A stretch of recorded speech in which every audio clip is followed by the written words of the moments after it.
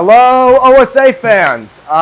This is Taras. Today, we're going to start talking about fish diseases. Everyone gets really excited when they get into fish tanks, but one of the things that really will stop a few beginning hobbyists in their tracks, if not devastate them altogether, is that first big outbreak of fish disease. Today, we're going to start going through the fish diseases one by one, and starting with today's episode on freshwater ick.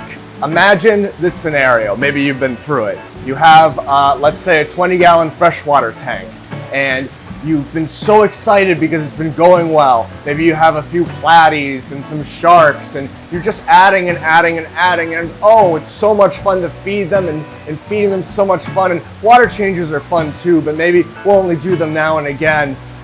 Then all of a sudden, one of your fish seems to be breathing kind of heavy. He's flashing on the bottom, and he's kind of scraping his sides up against the rock. It's like, it's kind of weird. The next day, it looks like he's all Kris Kringle. He's covered in snow. He's got all this white stuff all over him. Maybe the next day he starts to die. Oh, that's a bummer. Maybe the next day a bunch of other fish start to have that Kris Kringle look with all the white spots too. This can be a textbook outbreak of something called ick. And today we'll be going through what is ick, how to recognize it, how to keep it out of our aquariums, and if it does get in our aquariums, how to keep it out of our fish and get them better soon. We're going to start off with just what the heck is ick.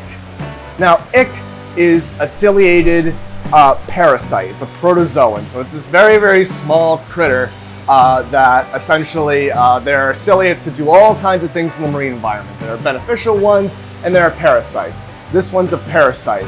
So imagine, if you would, like a microscopic little wagon wheel that can just deploy little roots. And that's basically what ick is. So Ichthyopterius multifilus means the fish louse with many children. And that's because it's able to infest pretty much all freshwater fish with a few exceptions. So all the fish that we have in our collection, whether they be from Africa or from Asia or from the Mediterranean, pretty much all freshwater fish can be infested with freshwater ick. So it's very important that the hobbyists be able to recognize it when they're at the fish store. To be able to understand ick and cure any fish disease, it's paramount that we understand how it works. By understanding the life cycle of the parasite, we can understand how to knock it right back in its tracks. So there's basically three major life stages to ick that we always have to keep in mind. So we're going to start off with an infected fish. You have, let's say, an angelfish. It's covered in white spots. Now those white spots are called tomonts. Those are actually big colonies of hundreds and hundreds of those ciliated parasites. And think of them like a bunch of vampires operating an oil rig. They're tapping down into the fish's skin and extracting all of its nutrients and actually killing some of its cells and extracting those as well. So it's that stress of actually getting its blood sucked out that will end up stressing the fish out and killing the fish. Now, once the tomont decides it has enough food, it will eventually drop off the fish into a tomite. This is like a storage structure. Think like a brine shrimp cyst. This will sit in your sand bed and basically just sit like a dormant egg until the time is right. It can basically smell fish out. This is the nefarious stage because this could be in the gravel of any fish shipment or even in a little bit of water from any fish shipment from anywhere across the world. That's why ick is so prevalent, because it can nefariously hide even in places where there aren't any infected individuals. Now, once there's a stressed fish, the tomont down there, or the tomite rather, started reproducing. It'll smell the fish. Oh, there's some vulnerable fish up there. Oh, someone skipped down their water changes, or that fish is a little too cold, he's a little stressed out. All of a sudden, that little storage egg will explode into a bunch of what we call therons. They're a bunch of spiny living harpoons, and they wiggle through the water until they find an infected fish, and then they latch onto the skin, harpoon in, and then they begun to metamorphose into the infective stage, the oil rig that we knew before. So we got the three stages: the oil rig that feeds off the fish, the storage egg that makes the little infected individuals, and the little squiggly things that actually infect them. Now the kicker is that it's only the therons, only the ones that are swimming around in the water that are infecting new hosts. Those are the only things that you can actually attack. It doesn't matter if you're using copper or any other med or salts. These are the only stages that can get wiped out, even by a UV. Now that we have those 3 stages in mind, we can begin to talk about how to recognize ick, prevent it, and cure it. So let's start by recognizing it. Well, it's called white spot disease for a reason. Any infected fish, especially the initial ones, will have these huge white splotches on them. And they're pretty characteristic because they're almost polka dot and relatively uniform in nature. Now they might have different manifestations. Some of them might be a little bit more frilly on the fins. Some of them might concentrate more on the body of the fish. It depends. But something to keep in mind is that once you see that initial fish getting infected, it's crucial to either A, start treatment, or B, extract the fish into a quarantine tank, or C, do both, because it's really when that first fish dies that all those therons get released and then the rest of your tank becomes in jeopardy. But how do we prevent it from being in the tank in the first place? Well, first thing is to go down to your fish store, and thank goodness at OSA we have such educated staff that always keep in mind, if we see an infected fish, it goes in quarantine right away. Sometimes it's very easy to get all these shipments in, and if you're not knowing what you're looking for, it's very easy to sell a sick fish.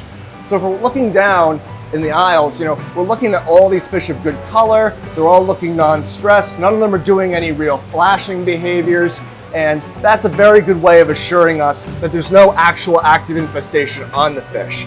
Now, there still might be some tomonts and ick cells in the gravel itself, but by doing proper quarantining procedures when we get home, and most importantly by removing all the water from the fish store, we can virtually remove the threat of releasing a really like an actual a dose of ick that could actually cause disease in the tank. Now the last thing that we're going to do is, let's say, oh no, I've done all this stuff and my fish still have ick. Oh gosh, like I tried to, I just had to get that last, I had to get that last angelfish. I just couldn't avoid it, and he looked a little weak, but I got him all fattened up, and now everyone got ick anyway. But I haven't lost any fish. What do I do?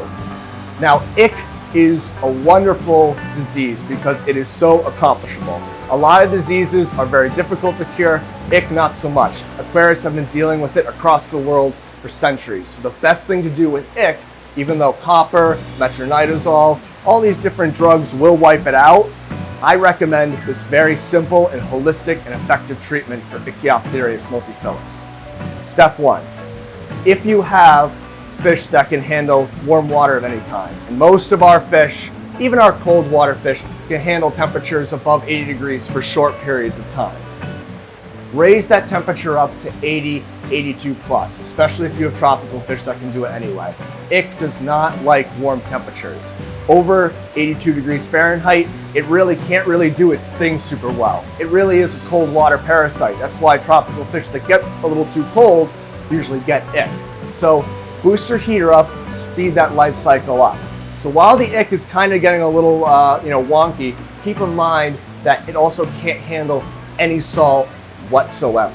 Now, your freshwater fish, they are not saltwater fish, but by using some nice API aquarium salt, we can boost up natural salt levels that they would be exposed to in the wild.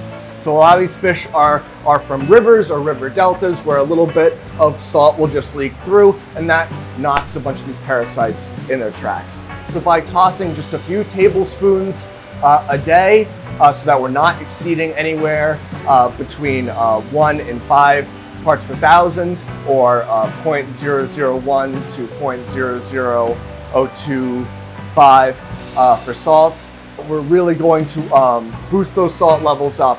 That will stop the ick in its tracks. So by raising the temperature up and having slightly elevated salt levels, we really can prevent this particular parasite. With that in mind, keep an eye out for parasites at the fish store.